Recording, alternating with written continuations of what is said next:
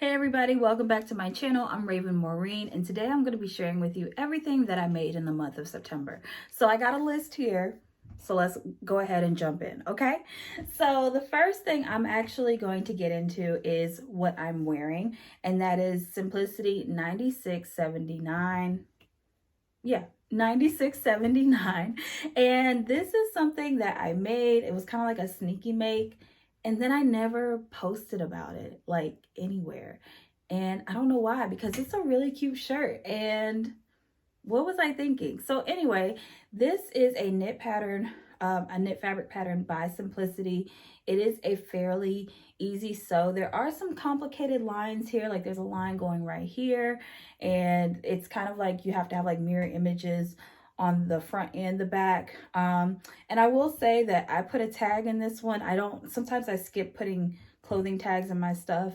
Not deliberately, it just happens sometimes, but I had to put one in this one because I was like, look, I can't be wearing this shirt backwards. So the next thing I made was Simplicity 9469. Now this is a blouse pattern that I hacked into a mini dress with just 2.5 yards.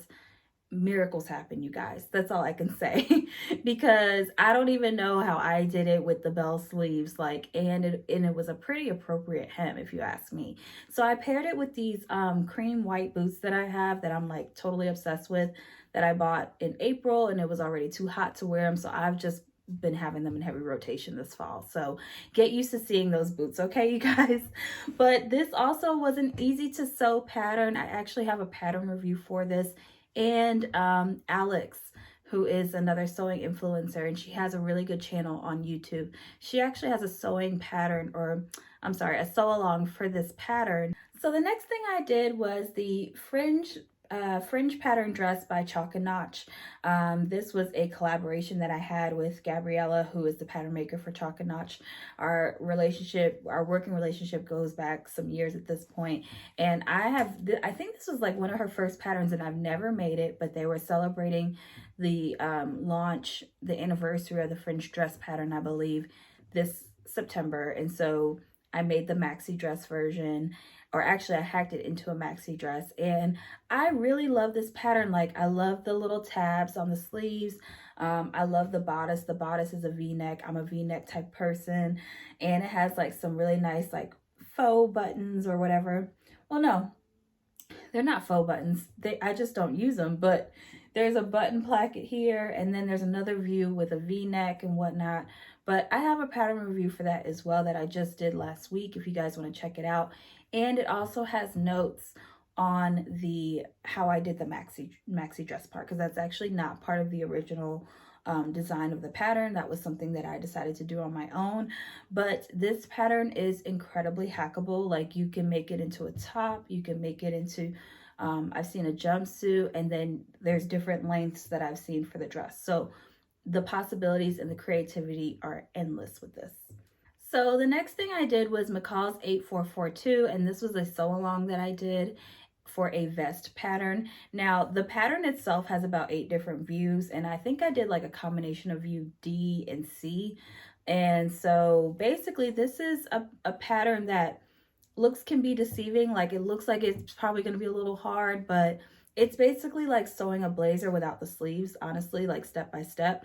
And I feel like the hardest part for me was honestly like making sure that the lining was correct, but otherwise I was good to go. One thing about this pattern, there is a view with like faux welt pockets. So I don't want you to be discouraged because you think you have to do welt pockets. Absolutely not. These are faux welt pockets in that pattern. And then when I made my version, I used a pinstripe fabric that I had in my stash years and years ago from Minerva Fabrics. And so I know I had about 2 yards of that fabric, and honestly, I don't even think I used a yard of it. And then my lining was just kind of like a basic black broadcloth that I used. One thing I will say about this pattern, it doesn't have darts. So it's like roomy yet fitted because it's got the ties in the back. And it's also unisex, so you can make it for yourself or your partner or whomever. It's genderless, I guess you could call it. Next thing I made was 9702, Simplicity 9702 View A. I actually made the maxi dress version in the spring, and I said I gotta come back and make 9702 View A, which is the mini dress.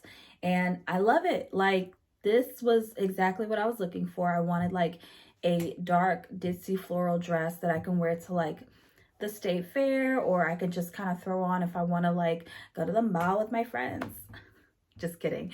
But it's great for running errands, or just kind of like something easy to throw on.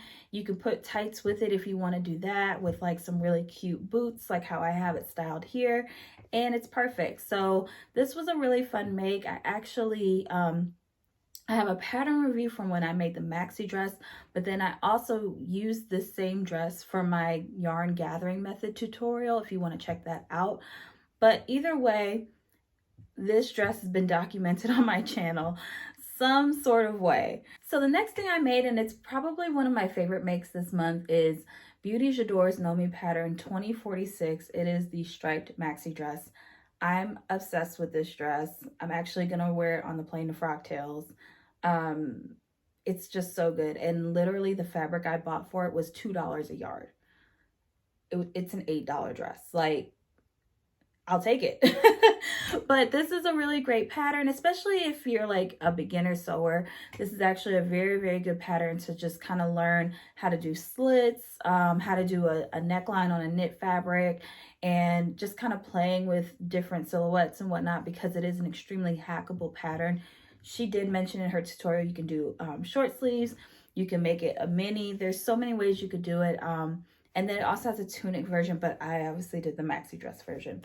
And in my pattern review for this dress, I do discuss in depth just the different ways that you can do this and some of the other specs and features for this dress. So the next thing I made, and it kind of took me a while to get to this, and I almost didn't get pictures of it, you guys. This is Simplicity 9381, which is Mimi G's pattern. So this was a pattern that came out probably like a year or two ago, and it's part of a suit pattern. So I actually made the shorts from the suit set, and I really just wanted like that 90s, like double pleated, like how I see my mom wear. And I was just kind of inspired by like that slouchy 90s, like classic look. And I'm actually thinking about making another pair. I don't know if I want to do like a navy or like a black. And then I might actually have to like hold off and actually make it in the springtime, because the temperatures are dropping around here a little bit. So, but yeah, I really love this pattern. It's got, I think the hardest part, the most challenging could be that, that zipper fly, but she does go over that in her step-by-step tutorial. And there's dozens of tutorials online that outline these very same steps. So that was the only challenging part. Like, that was like outside of, I'll put it to you this way, I was good until I got there, and I was like, okay, I need to actually like look this up because the paper instructions, it was hard to understand where they wanted me to go with it.